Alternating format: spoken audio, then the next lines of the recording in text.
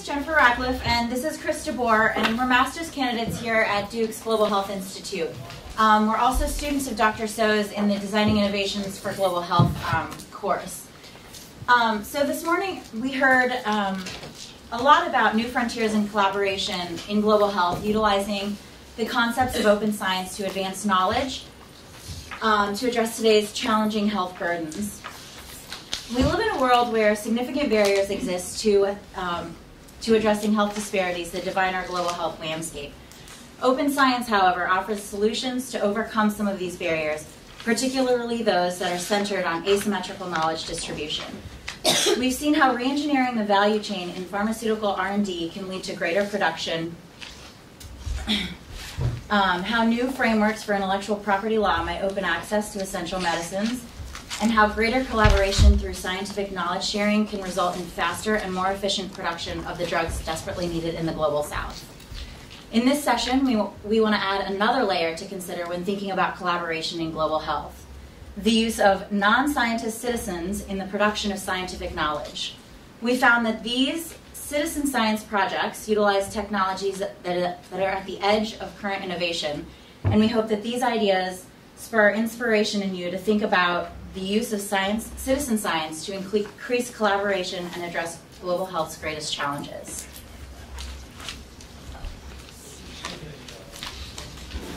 Two centuries ago, almost all scientists made their living in some other profession. Benjamin Franklin was a printer, diplomat, and politician. Charles Darwin sailed on the Beagle as an unpaid companion to Captain Robert Fitzroy, not as a professional naturalist. The rise of science as a paid profession is a relatively recent phenomenon dating from the later part of the 19th century. This rise of science as a paid profession has led to a remarkable leap in scientific discovery, with the advent of some of our most fundamental theorems, laws, technologies, and innovations. Relegating science to the professional space, however, has meant science has been largely reserved to the lab or field and is carried out by the academic elite in the ivory towers of modern science. But the paradigm is continually changing, and the creation of new communication technologies, the internet, computational analysis, and the digitation of information means these previously isolated lab scientists are now more connected than ever. With new information technologies, the opportunities seem endless. We can collect data with our phones and visualize it with a map that can be shown to the whole world. A statistician in Beijing can analyze data with a policy analyst in New York City, and an epidemiologist in Zambia can report a typhoid outbreak to a mathematician in London. So what you're viewing here is a map displaying scientific collaboration across the globe. The data visualized represent networks of scientists. Each node represents the joint citation on a publication, revealing the collaboration that is occurring in the production of science. These networks have been the subject of multiple theories describing the current information transfer landscape. Tom Atlee and Howard Brown described these networks as a collective intelligence, or group IQ. George Boer defined this collective intelligence phenomenon as the capacity of human communities to evolve towards higher order complexity and harmony through such innovation mechanisms as differentiation and integration, competition and collaboration. These networks are made possible by a technological and economic feasibility space. This landscape has positioned us for a moment of opportunity for greater collaboration, explains network theorist Joachim Benkler. Indeed, we have seen how each of these networks have been utilized for innovations in global health. They have led to important collaborative open science research, as seen in the Drugs for Neglected Disease Initiative, produced a framework for breaking down siloed closed science models, and proposed a way by which we can increase global health innovation in both pharmaceutical R&D and through global R&D treaties. We wonder, however, if another layer can be added to this landscape. What happened to the citizen scientist? Has the concept of a citizen making important contributions to science been lost? Well, we're here to tell you it hasn't. Citizen science has played a large role in ecology over the past century. The earliest citizen science project is that of the Christmas bird count from the National Audubon Society in the US, which has been conducted every year since 1900. In the most recent count, tens of thousands of observers counted a total of over 63 million birds. What is needed now is to learn how the concept of citizen science can be redefined within the current paradigm of scientific collaboration. With the increased channels of communication and improved technologies, how might we adopt the idea of citizen science for our current scientific reality, specifically for the challenges we're discussing today here in global health? The participation in citizen science occurs in varying degrees. Some citizens assist in defining and analyzing a problem, like those in collaborative and community science, while others are data collectors, contributing to the greater pool of distributed intelligence. Still others donate, like those in citizen idling science, donate their time or resources to science, but take no part in the data collection or analysis. The key part of this framework is transferring knowledge between these spheres of people and learning how to engage citizens who are interested in science and innovation to varying degrees. Engaging the citizens in science can solve some significant problems in scientific research. Human cognitive ability, especially with spatial reasoning, can often outperform computers in important analyses. Citizens provide valuable resources for the collection of data that is required over extensive time and space, effectively increasing the size of a research team to tens of thousands of observers. Additionally, citizens have access to valuable research resources. Something as simple as utilizing a citizen's server power on their idling laptop can significantly reduce computational time needed for research. There are, however, rules that govern what would define a successful citizen science project. For the average citizen, science is an abstract concept that is not translatable to everyday life. There is an existing knowledge gap between scientists and citizens, and the barrier to engaging citizens in science is discovering channels by which this information can reach the citizen and vice versa. The key to reducing this barrier is in identifying the problems and solutions that are more tractable to citizens. That is, discovering the different issues that can transform the means of production better than others. It may sound impossible to involve citizens in such an endeavor as biosynthesis of proteins, but if a scientist can find ways to translate and deliver this information in an understandable and engaging way, he or she may succeed in garnering the citizens' valuable resources. In this way, not all citizen science is created equal. But in our age of information technology, interconnectedness and creativity, finding these platforms to engage citizens may not be as difficult as you might think. $10.5 billion are generated each year in revenue for the video gaming industry. On average, 200 million hours are spent playing video games daily, and the average video gamer in the United States will spend 10,000 hours playing video games. This is equivalent to the time spent in a full-time job, 40 hours per week for 5 years. So what does video gaming have to do with citizen science and collaboration in global health? Video games are often painted as mindless wastes of time and cognitive ability, resulting in sedentary and idle lifestyles. With the kind of time and resources devoted to gaming across our society, video games may also represent a significant opportunity for something more, a resource that can be utilized for an important scientific or social end. The appeal of games is the ability to stimulate and challenge. What if this platform could be exploited to be used for citizen science, where the citizen is engaged in a game that has a scientific end? What if this scientific end was something extremely important, like the creation of HIV/AIDS vaccine or a better understanding of genetic and infectious diseases? A group of scientists have done exactly this, creating a web-based game called Foldit, where citizen scientists compete to fold proteins that can be used for important research discoveries. Proteins are the building blocks of most of the processes that are vital to human functioning. Made up of amino acids, each protein must fold into a specific shape when these amino acids form bonds. The shape is unique to the protein and is its lowest energy state. It is the only shape in which the particular protein can function. However, the exact shapes in which most proteins fold is unknown, which represents a challenge for scientists. Knowing these shapes is important for many applications in science, such as vaccine development. For example, discovering the 3D structure of reverse transcriptase, a protein produced and used by the HIV virus, is essential to developing a vaccine to combat it. The only current method to discover these shapes is through extensive algorithm and computations. What you're seeing on the screen is the process of protein folding.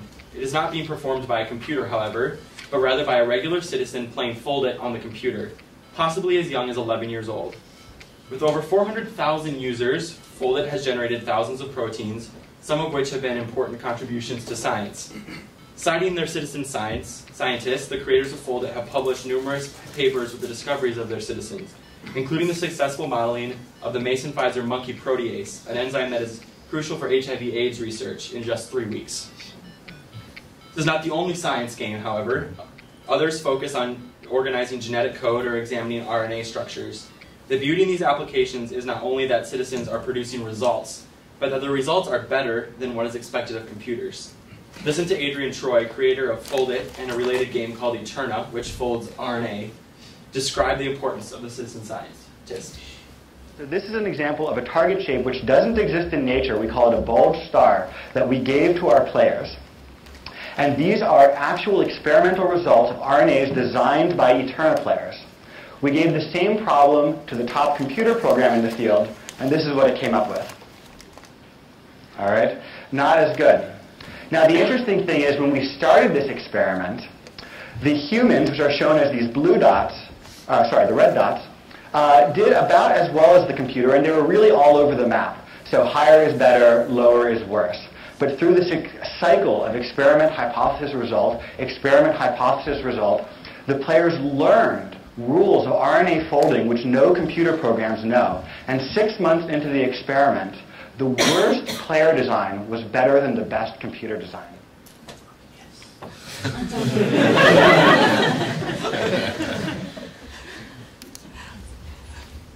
But games are only one of the platforms that can be utilized for citizen science.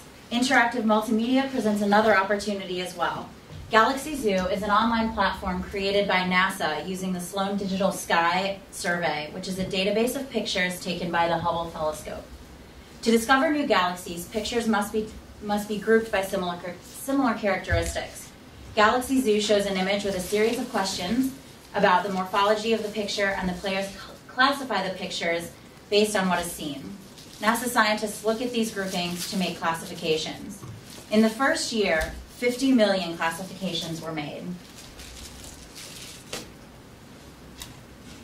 Mobile phones and social media also present another mode of production of knowledge between scientists and citizens. Ushahidi is a non-profit company that developed open source software to collect data and visualize it using maps. Ushahidi means testimony in Swahili, and their name and their maps are primarily used for social activism and public accountability. They do this by mapping things such as human rights violations, contaminated water sources, political violence, and natural disasters, relying on citizens to identify the situation, and report the information using mobile phones, email, and social media such as Twitter and Facebook. Here you see how the platform functions to bridge the information gap between citizen and scientists. Crowds collect and submit data using their mobile phones, email, or social media and send it to the researcher. This data can be anything that a crowd can sense or observe, from human rights violations to disease incidents to environmental changes. The data is then analyzed and filtered, and the scientists can visualize results on Ushahidi's web platform called CrowdMap. The information is then freely available to the public.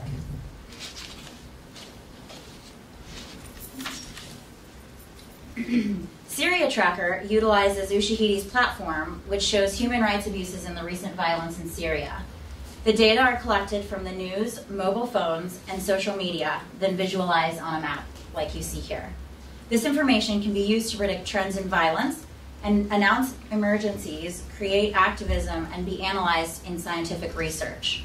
While this project is in its infancy, it's not hard to imagine how these capabilities could be leveraged to use citizens who can submit data relevant to global health quandaries such as disease incident and climate change.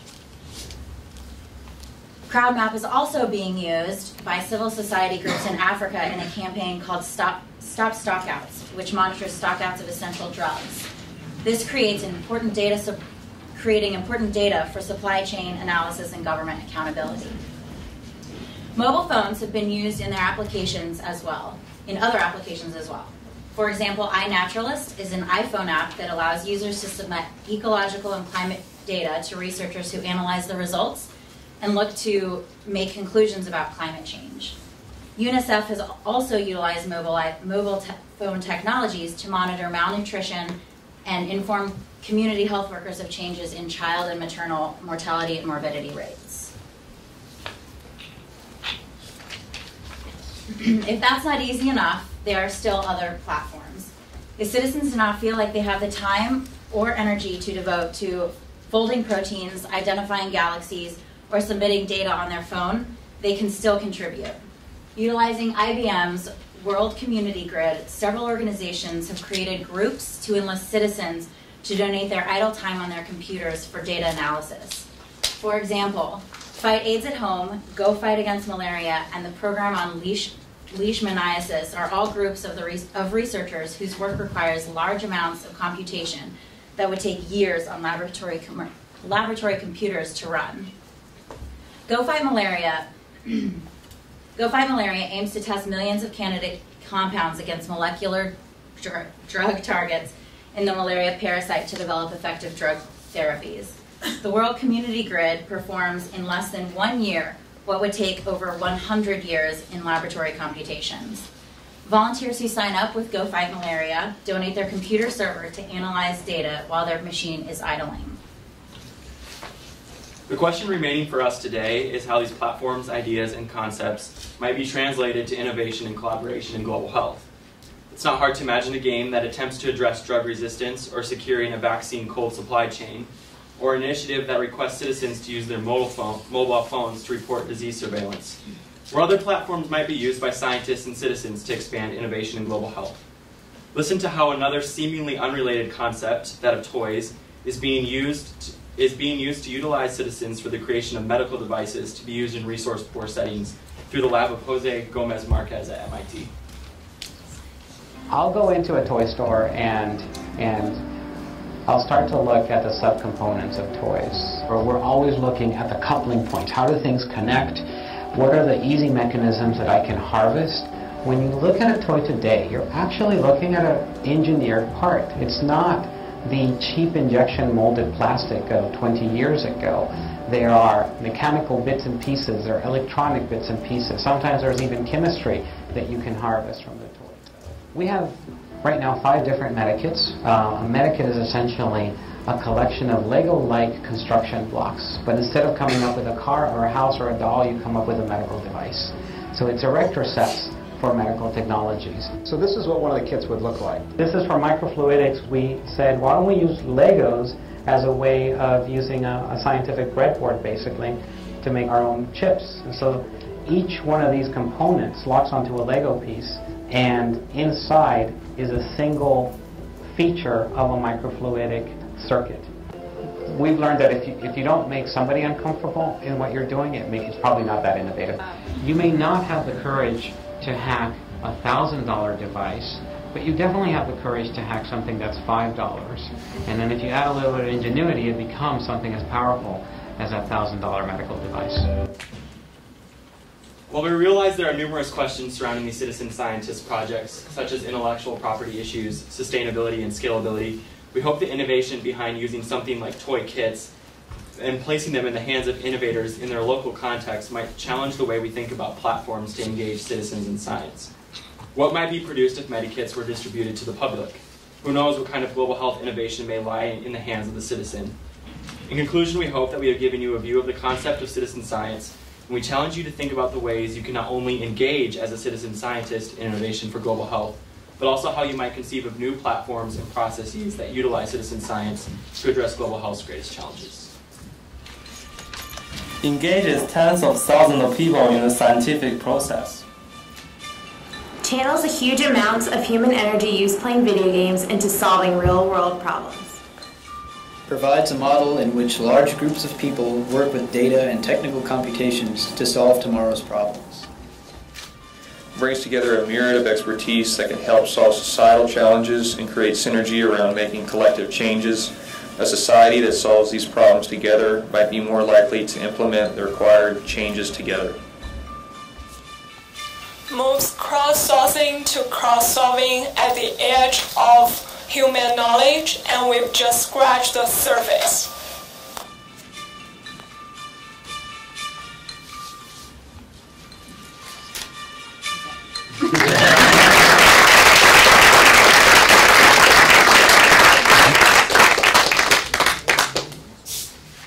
So thank you. We don't have time for questions, but Chris and I can answer anything offline at any point over the next couple of days. We are going to introduce the next session. I'm actually just going to introduce Shiva Mpunja and Madi Bakuzi, who will be introducing the session for integrating the base of the pyramid into the innovation process.